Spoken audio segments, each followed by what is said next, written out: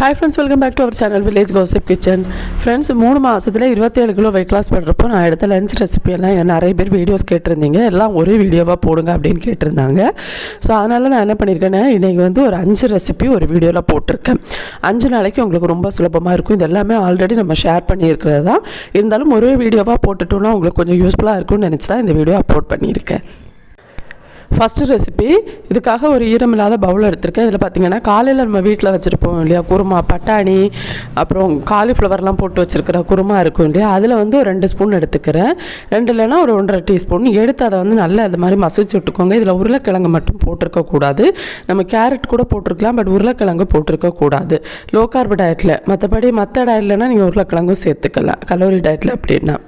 So இதை வந்து நல்லா மசிச்சு விட்டுக்கோங்க. மசிச்சு விட்டுட்டு இது கூட நான் 2 முட்டை சேர்த்துக்கிறேன். இந்த ரெசிபி எல்லாமே நீங்கள் வந்து லஞ்சுக்கு தான் எடுக்கணும் அந்த மாதிரி கிடையாது. நீங்கள் இதை காலை உணவாக எடுத்துக்கலாம், டின்னராக எடுக்கலாம், உங்களுக்கு எப்போ விருப்பமோ அந்த மாதிரி நீங்கள் எடுத்துக்கலாம். இப்போது 2 முட்டை சேர்த்துட்டு இதை மறுபடியும் நல்லா மசிச்சு விட்டுக்கோங்க. தேவைப்பட்டால் கொஞ்சம் உப்பு சேர்த்துக்கலாம். நம்ம குழம்புல இருக்க உப்பே போதும் அப்படின்னு நினச்சி நான் அதிகமாக சேர்த்துக்கல. டயட்டில் வந்து எப்படி இனிப்போ அதே மாதிரி தான் உப்பும் ரொம்ப அதிகம் போட்டுக்க வேண்டாம், அளவாக போட்டு எடுத்துக்கோங்க. இப்போ இதை அந்த மசாலா கூட நல்லா மிக்ஸ் பண்ணி விட்டுக்கிறேன். இதை நல்லா கலந்து தனியாக எடுத்து வச்சுக்கிறேன். இப்போ ஒரு தோசை கல்லில் கொஞ்சோண்டு தேங்காய் எண்ணெய் சேர்த்துக்கிறேன். தேங்காய் எண்ணெய் சேர்த்து இது கல் ஃபுல்லாக நல்லா அப்ளை பண்ணி கொடுத்துக்கலாம். நான் இரும்பு தோசை சட்டியில் தான் செய்கிறேன். இப்போது அதில் வந்து நம்ம ஆல்ரெடி கலந்து வச்சுருக்கோம் இல்லையா முட்டை மிக்சரு, அதை சேர்த்து இதை வந்து திருப்பி போட்டு 2 பக்கம் முருகலாக நம்ம வேக விட்டு எடுத்தோம் அப்படின்னா நம்மளோட ரெசிபி ரெடி ஆகிடுச்சு. இது வந்து ஹை ப்ரோட்டீன் லோ கார்பு. ஸோ கலோரியுமே இதில் வந்து நமக்கு தேவையான அளவுக்கு கிடைக்கும். அதனால் இதை நீங்கள் ஒரு வேளை உணவாக தைரியமாக எடுத்துக்கலாம்.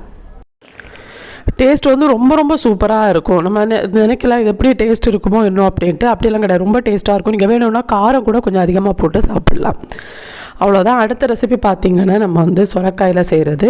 சுரக்காவை தோல் சீவிட்டு அதை வந்து ஒரு கேரட் துருவல் இருக்குது இல்லையா, அதில் வச்சு நம்ம துருவி எடுத்துக்கலாம்.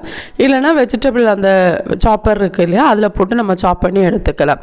ஆனால் கேரட் துருவலில் வச்சு துருவி எடுத்தீங்க அப்படின்னா தான் இந்த ரெசிபிக்கு இது நல்லாயிருக்கும். சாப்பரில் வச்சு துருவி அடிச்சுட்டு ஒரு மண் சட்டி அடுப்பில் வச்சுருக்கேன். அதில் பார்த்திங்கன்னா நம்ம கட் பண்ணி வச்சுருக்க அந்த சுரக்காவை போட்டுட்டு லைட்டாக தண்ணி தெளித்து வேணும்னா கொடுக்கலாம். ஆனால் அதுலேருந்தே தண்ணி விட்டு வரும். அப்படியே மூடி போட்டு நம்ம இதை ஆவியில் வேக வச்சு எடுத்துக்கலாம். தேவைப்பட்டால் நீங்கள் கொஞ்சம் தண்ணி ஊற்றி கொடுக்கலாம். ஆனால் அதிலேயே தண்ணி விட்டு வரும். நீங்கள் அதை கொஞ்சம் கவனிச்சுக்கோங்க. சுரக்காய் ரொம்ப வாடி போயிருந்துச்சுன்னா தண்ணி வராது. வெறும் சட்டியில் வேக வச்சா போதும், நீங்கள் எண்ணெய் எதுவும் சேர்த்துக்க வேண்டாம். இப்போ சுரக்காய் நல்லா வெந்துடுச்சு. இந்த ஸ்டேஜில் இதுக்கு தாளிக்கிறதுக்கு தேவையான பொருட்களை நம்ம ரெடி பண்ணிக்கலாம். கடை அடுப்பில் வச்சுட்டு கொஞ்சம் தேங்காய் எண்ணெய் சேர்த்து கடுகு, கறிவேப்பிலை, பச்சை மிளகாய், உங்களுக்கு தாளிக்கிறதுக்கு என்னென்ன தேவையோ அதை போட்டுக்கலாம். கொஞ்சம் பச்சை மிளகாய் சேர்த்துக்கோங்க, அப்போ தான் நல்லாயிருக்கும். கடைசியாக கருவேப்பிலை கூட சேர்த்துட்டு இதை எடுத்து அப்படியே நம்ம ஒரு ஓரமாக வைக்க வேண்டியது தான். இப்போது நம்ம வேக வச்சு வச்சுருக்கோம் இல்லையா சுரக்காய், அதில் வந்து ஒரு 50 ml அளவுக்கு நல்ல கெட்டி தயிர் சேர்த்துக்கோங்க. தயிர் நல்ல கெட்டியாக இருக்கணும். அதே சமயம் ரொம்ப புளிப்பாக இருக்கக்கூடாது. லைட்டாக ஒரு புளிப்பு இருந்தால் கூட ஓகே தான். ரொம்ப புளிப்பு சத்து இல்லாமல் மாதிரி புளிப்பு சுவை இல்லாத மாதிரி பார்த்துக்கோங்க. இப்போ தேவையான அளவுக்கு உப்பு சேர்த்துக்கிட்டு இதை வந்து நல்லா கலந்து விட்டுக்கிறேன். இப்போ இதை ஒரு தனி பவுலில் நான் சேஞ்ச் பண்ணுறேன். மாற்றிட்டு இதில் வந்து நம்ம ஆல்ரெடி மாதுளம் பழத்தோட விதை நான் ரெடி பண்ணி வச்சுருக்கேன். நம்ம அது கொஞ்சம் சேர்த்துக்கலாம். ஒரு 2 ஸ்பூன் வர மாதிரி, ரொம்ப போட வேண்டாம். மாதுளம் பழம் எல்லாமே ரொம்ப இனிப்பு அதிகமாக இருக்கறனால அதை எடுக்கிறனால வெயிட் லாஸ் பாதிப்பு இருக்குது. நம்ம தாளித்து வச்சுருக்கோம் இல்லையா, அந்த தாளிப்பை கொட்டி இதை வந்து கொஞ்சம் நல்லா கிளறி விட்டுக்கலாம். கடைசியாக வந்து எடுத்து வச்சுருக்க மாதுளம் பழத்தோட விதையும் போட்டு சாப்பிட்டிங்கன்னா அப்படி ஒரு டேஸ்ட்டில் இருக்கும். அப்படியே நீங்கள் தயிர் சோறு சாப்பிட்ற அந்த ஒரு டேஸ்ட் உங்களுக்கு கிடைக்கும். நீங்கள் சோறு எடுக்கலை அப்படிங்கிற ஃபீலே உங்களுக்கு இருக்காது. இது ஒரு நல்ல ஃபில்லிங்கான ரொம்ப டேஸ்ட்டான ஃபாஸ்ட்டாக வெயிட் லாஸ் பண்ணக்கூடிய லஞ்ச் ரெசிபி. அடுத்து 3வது ரெசிபி. இது ஒரு ஹை ப்ரோட்டீன்னு சொல்லலாம். இதில் வந்து ப்ரோட்டீன் உங்களுக்கு கிடைக்கும். அதனால் இந்த ரெசிபியும் நீங்கள் லஞ்சுக்கு எடுத்துக்கலாம், பிரேக்ஃபாஸ்ட் எடுத்துக்கலாம், டின்னர் எடுத்துக்கலாம், எப்போ வேணால் எடுத்துக்கலாம். அது உங்களோட விருப்பம். இது வந்து ஒரு கடை அடுப்பில் வச்சுட்டு கொஞ்சோண்டு ஆயில் சேர்த்து கடுகு, கருவேப்பிலை தாளிச்சுட்டு ஒரு கட் பண்ணி வச்சுருக்க ஒரு பெரிய வெங்காயம் சேர்த்துக்கிறேன்.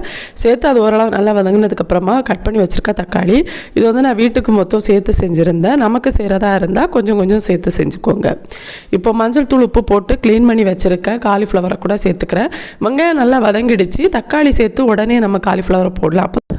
தக்காளியில் இருக்க புளிப்பு சுவை அந்த காலிஃப்ளவரில் இறங்கி சாப்பிட ரொம்ப நல்லாயிருக்கும். இப்போ தேவையான அளவுக்கு உப்பு சேர்த்துக்கிறேன். சேர்த்துட்டு இதை கொஞ்சம் நல்லா கிளறி விட்டுக்கணும். நான் என்ன பண்ணிட்டேன்னா சின்னதாக ஒரு மண் சட்டியில் வச்சுருந்தேன்னா அது வேகிறப்போ குறைஞ்சிடும், அதனால் வச்சேன். அது கிளறதுக்கு ரொம்ப கஷ்டமாக இருந்துச்சு. அவ்வளோதான். இதை மூடி போட்டு ஆவியிலே நம்ம நல்லா வேக வச்சுக்கலாம். இடையிடையே ஓப்பன் பண்ணி நம்ம கிளறி கொடுத்துக்கலாம். வேகிறப்போ கொஞ்சம் அந்த இது வந்து கொஞ்சம் கீழே போயிடும். அப்போ நமக்கு இன்னும் கிளறதுக்கு கொஞ்சம் நல்லாயிருக்கும். அவ்வளோதான். இப்போ வேக வச்சுருக்க பச்சை பட்டாணி ஒரு 50 இல்லைன்னா ஒரு 60 கிராம் அளவுக்கு கூட சேர்த்துக்கலாம், உங்களோட தேவைக்கு ஏற்ற மாதிரி. பட்டாணி வந்து நான் வேக வச்சது சேர்த்துருக்கேன். பச்சை பட்டாணி சேர்க்குறதா இருந்தால் நம்ம காலிஃப்ளவர் போடுறப்போ அந்த பட்டாணியையும் சேர்த்துக்கலாம். அப்போ வந்து நமக்கு காலிஃப்ளவர் கூட வேகும் இல்லையா. அந்த ஊற வச்ச பச்சை பட்டாணி இது, அந்த காய்ஞ்ச பச்சை பட்டாணி அது வேகிறதுக்கு கொஞ்சம் டைம் எடுக்கும். இப்போ இது கூட தேவையான மசாலா சேர்த்துக்கலாம். மஞ்சள் தூள், மல்லித்தூள், மிளகாத்தூள், கரம் மசாலா இவ்வளவும் சேர்த்துட்டு அந்த மசாலாவை வந்து இந்த காலிஃப்ளவர் கூட நல்லா கலந்து விட்டுக்கிறேன். இப்போது இது வந்து நல்லா மிக்ஸ் பண்ணி கொடுத்து நம்ம ஒரு ஃபியூ மினிட்ஸ் மூடி போட்டு வேக வச்சு எடுத்தோம் அப்படின்னா நம்மளோட காலிஃப்ளவர் ரெசிபி ரெடி ஆகிடுச்சு. ரொம்ப ரொம்ப டேஸ்ட்டாக இருக்கும். அவ்வளோதான். இப்போ நான் ஒரு பாத்திரத்தில் நமக்கு தேவையான அளவுக்கு எடுத்திருக்கேன். கூடவே 2 முட்டை வேக வச்சது எடுத்திருக்கேன். இது ஒரு கம்ப்ளீட்டாக ஒரு நல்ல டேஸ்ட்டான ஒரு லஞ்ச் ரெசிபின்னு சொல்லலாம். கண்டிப்பாக ட்ரை பண்ணுங்கள் நீங்களுமே. அடுத்து 4வது ரெசிபி. இது செய்கிறதுக்காக ஒரு கடாய் அடுப்பில் வச்சுட்டு கொஞ்சம் தேங்காய் சேர்த்து கடுகு கறிவேப்பிலை போட்டு தாளித்து எடுத்துக்கலாம். நான் எதுலேயுமே அதிகமாக கறிவேப்பிலை போட மாட்டேன், ஆனால் தாளிக்கிறப்போ போடுங்க அப்படின்னு சொல்லுவேன். ஏன்னா எனக்கு கறிவேப்பிலை பிடிக்காது. அது போட்டு அதை இடையிடையே கடிபடுறப்போ எனக்கு அந்த டேஸ்ட்டு சுத்தமாக பிடிக்காது, வாமிட் வரும். அது ஏன்னு எனக்கு தெரியல, அதனால தான் நான் எடுத்துக்கிறது கிடையாது. ஆனால் கறிவேப்பிலை பொடி பண்ணி வச்சு சில நேரம் மிக்ஸ் பண்ணி எல்லாம் சாப்பிடுவேன். ஏன்னா கறிவேப்பிலை ரொம்ப முக்கியம் அப்படிங்கிறனால. இருந்தாலும் சொல்ல வேண்டியது என் கடமை அப்படிங்கிறனால தான் நான் ஒவ்வொரு வீடியோலையும் தாளிக்கிறப்போ கறிவேப்பிலை போட சொல்கிறேன். கறிவேப்பிலை ரொம்ப ரொம்ப முக்கியம். இப்போ கறிவேப்பிலை போட்டு தாளித்து வச்சுட்டு அதில் வந்து ஒரு பெரிய சைஸு கத்திரிக்காய், அப்புறம் வந்து ஒரு சின்ன வெங்காயம் 1, அப்புறம் வந்து தக்காளி, கடைசியாக பார்த்திங்கன்னா பச்சை மிளகாய், ஒரு 4-5 பல் பூண்டு எல்லாத்தையும் கட் பண்ணி போட்டு அதில் அந்த நம்ம தாளித்து வச்சுருக்கோம் இல்லையா அதில் போட்டுட்டு ஆவிலே நல்லா வதக்கி அதை வேக விட்டு எடுத்துக்கணும். நல்லா வந்ததுக்கப்புறமா மஞ்சள் தூள், மல்லித்தூள், மிளகாய்த்தூள், கரம் மசாலா, உப்பு இதெல்லாம் சேர்த்து இதை மறுபடியும் நல்லா கலந்து விட்டுக்கணும். நல்லா கலந்துட்டு ஒரு 1/2 டம்ளர் அளவுக்கு தண்ணி சேர்த்துக்கணும். தண்ணி சேர்த்து இதை வந்து நல்லா குழைவாக வேக வச்சு எடுத்துக்கணும். நீங்கள் சேர்த்துக்கிற கத்திரிக்காய் நீங்கள் தண்ணி சேர்க்காமல் நல்லா குழைவாக வந்துச்சுன்னா தண்ணி பரவாயில்ல. இது குழைவாக வரல, அதனால தான் கொஞ்சம் தண்ணி சேர்த்துருக்கேன். இப்போ கடைசியாக வந்து 2 முட்டை உடச்சி ஊற்றி அதை எடுத்தோம் அப்படின்னா அப்படி ஒரு டேஸ்ட் உங்களுக்கு. உங்களால் அது வந்து அவ்வளோத்தையும் செஞ்சு வச்சுருக்க அவ்வளோவும் சாப்பிட்டாலும் உங்களுக்கு அந்த அளவு ஆசை அடங்காது, அப்படி ஒரு டேஸ்ட்டு இருக்கும் அது. இதுவே நீங்கள் சோறு கூடலாம் வச்சு கூட சாப்பிட்லாம். நீங்கள் டயட்டில் இருக்கிறப்போ சோறு கொஞ்சம் எடுத்து இது கூட மிக்ஸ் பண்ணி சாப்பிட்லாம். வேறு லெவலில் ஒரு டேஸ்ட்டாக இருக்கும். அவ்வளோதான். சிம்பிளாக இருக்கும், ஆனால் செஞ்சு முடிக்கிறதுக்கு ரொம்ப டேஸ்ட்டாகவும் இருக்கும். ஸோ இது கண்டிப்பாக ட்ரை பண்ணுங்கள். ஒரு நல்ல சூப்பரான லஞ்ச் ரெசிபின்னு சொல்லலாம். இது டின்னருக்கும் எடுத்துக்கலாம். அடுத்த ரெசிபியுமே நம்ம கத்திரிக்காயில் தான் செய்ய போகிறோம். அதுக்காக 2 கத்திரிக்காய் எடுத்திருக்கேன். கத்திரிக்காவில் கொஞ்சம் தேங்காய் எண்ணெய் சேர்த்துருக்கேன். கத்திரிக்காவை ஃபஸ்ட்டு நல்லா வாஷ் பண்ணுங்கள். வாஷ் பண்ணிவிட்டு அதை வந்து நல்லா ஈரம் இல்லாமல் தொடச்சி எடுத்துக்கோங்க. முடிஞ்ச அளவு புழு இல்லாத மாதிரி கத்திரிக்காய் பார்த்துடுங்க. வெளியே பார்த்தா தெரியாது தான் எனக்கு தெரியும், நம்ம வந்து ஓப்பன் பண்ணி பார்த்தா தான் தெரியும். இருந்தாலும் செக் பண்ணி கொஞ்சம் எடுத்துக்கோங்க. அப்புறமா கொஞ்சம் தேங்காய் எண்ணெய் சேர்த்து அதை மேலே ஃபுல்லாக அப்ளை பண்ணிக்கோங்க. இதில் நல்லெண்ணெயும் அப்ளை பண்ணிக்கலாம்.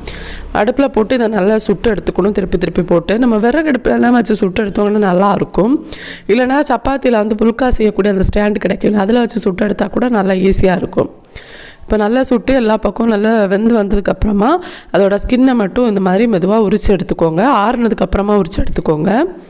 நான் இது கொஞ்சம் சூடாகவே செஞ்சுருந்தேன், அது செய்கிறது கொஞ்சம் கஷ்டமாக தான் இருந்துச்சு. இப்போ கடைசியாக வந்து எல்லாம் தொலியெல்லாம் நல்லா உரிச்சு எடுத்ததுக்கப்புறமா கத்திரிக்காவில் புழு பூச்சி ஏதாவது இருக்கா அப்படின்ட்டு இந்த மாதிரி ஓப்பன் பண்ணி விட்டு பார்த்துக்கோங்க. புழு பூச்சி எதுவும் இல்லை அப்படிங்கிறப்ப இது ஒரு பாத்திரத்தில் மாற்றிட்டு கத்திரிக்காய் வந்து ஒரு ஸ்பூன் வச்சு நல்லா மசிச்சு எடுத்துக்கோங்க. இந்த ரெசிபி பார்த்திங்கன்னா என்னோடய ஸ்டார்டிங் வெயிட் லாஸில் எனக்கு ரொம்ப ரொம்ப ஹெல்ப்ஃபுல்லாக இருந்துச்சு. ஏன்னா எனக்கு எப்போல்லாம் பசிக்குதோ அப்போல்லாம் இதை செஞ்சு சாப்பிட ஆரம்பிச்சிருந்தேன். வெயிட் லாஸுக்கு ரொம்ப நல்லதுங்க இது. அடுத்ததாக பார்த்திங்கன்னா 50 ml அளவுக்கு தயிர், தேவையான அளவுக்கு உப்பு சேர்த்து இதை மறுபடியும் நல்லா நம்ம மிக்ஸ் பண்ணி இந்த மாதிரி கொடுத்துக்கணும். நிறைய பேர் என்னென்னா கத்திரிக்காய் எங்களுக்கு அலர்ஜின்னு சொல்லியிருந்தாங்க. அலர்ஜி இருக்கிறவங்க தயவு செய்து எடுக்க வேண்டாங்க. நான் எனக்கு எது செட் ஆகுதோ அதை தான் ஷேர் பண்ணியிருக்கேன். கடைசியாக தாளித்து கொட்டி எடுத்தோம் அப்படின்னா நம்மளோட லஞ்ச் ரெடி ஆகிடுச்சு. இது லஞ்சு, காலையில் பிரேக்ஃபாஸ்ட் எப்போ வேணால் எடுத்துக்கலாம். ரொம்ப ஹெல்த்தியானதும் கூட. லோ கார்ப் டயட்டில் தான் நம்ம இது மட்டும் எடுத்துக்கணும். மற்றபடி நீங்கள் இது கூட வேறையும் ஃபுட் வந்து ட்ரை பண்ணலாம். அவ்வளோதான் ஃப்ரெண்ட்ஸ், நாளைக்கு சந்திக்கலாம். பை ஃப்ரெண்ட்ஸ், தேங்க்ஸ் ஃபார் வாட்சிங்.